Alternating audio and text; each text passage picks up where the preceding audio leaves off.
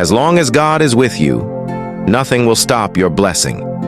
You see, they will mock you when you were planting. They will laugh when you were watering your seed.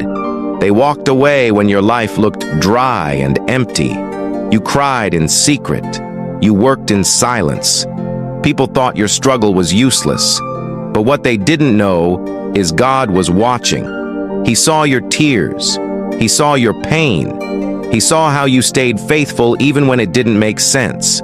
Now hear this. As long as God is with you, no power from hell can stop your blessing.